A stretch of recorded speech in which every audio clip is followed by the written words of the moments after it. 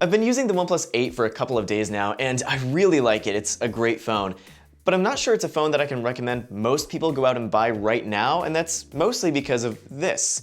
This is the OnePlus 7T. It came out last October, and it offers a nearly identical experience to that of the OnePlus 8 for $200 less. So let's be clear right from the beginning that if you're considering either of these two phones right now, the 7T is the better buy, like no question.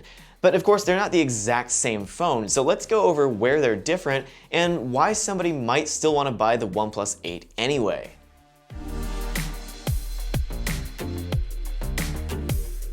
Let's start by quickly going over the hardware. The designs on both of these phones are very similar. They're only about 6 months apart after all. The two main differences are the curved edges along the display of the OnePlus 8 and the different shaped camera housings.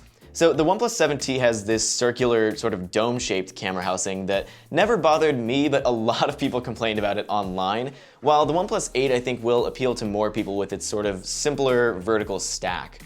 The other main advantage of the OnePlus 8 is its newer Snapdragon 865 processor. Now the caveat there is that the 865 requires Qualcomm's X55 modem, which is 5G capable. In English, that means that whether or not you live in a city that even has 5G, you're going to be paying for it, and that's largely where this price bump comes from.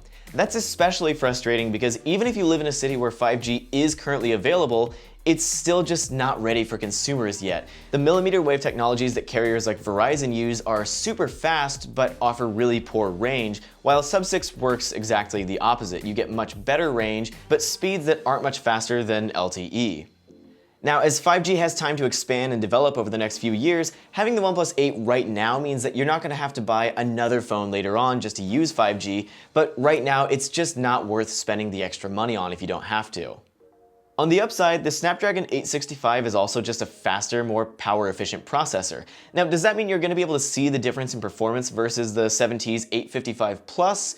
Well, no, but the 865 does have another trick up its sleeve: better image processing.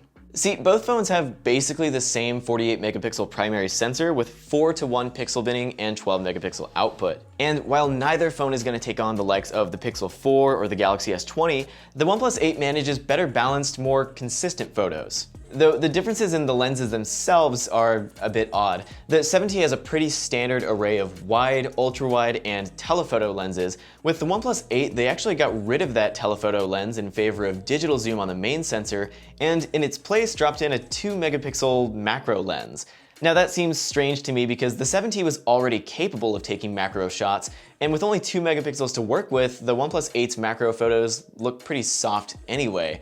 But either way, these are both fairly capable cameras with their own sets of unique quirks. Now, before we wrap things up, I want to pause for a second to talk about this video's sponsor, ExpressVPN. I feel like most people watching this have probably used a VPN before, but if you haven't, they're a great way to keep your browsing activity private and even visit websites and stream media that's intended for other regions. With ExpressVPN, you get access to over 3,000 servers worldwide with no bandwidth limits and 24/7 customer support.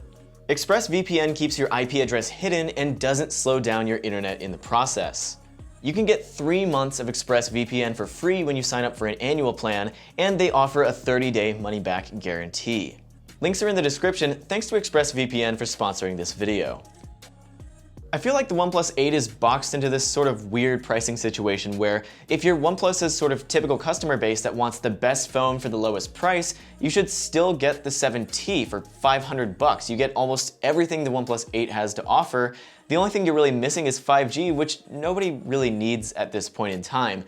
On the other hand, if you want the most powerful phone that can take on other flagships, well, you should look at the OnePlus 8 Pro instead. For $200 more, you get IP68 water resistance, 30-watt wireless charging, better cameras. The OnePlus 8 Pro is by all means OnePlus's first total flagship, and if that's what you're looking for, you should buy that instead. The OnePlus 8 is a great phone, and it's the one that I'm keeping my SIM card in for the foreseeable future because, well, I didn't get an 8 Pro.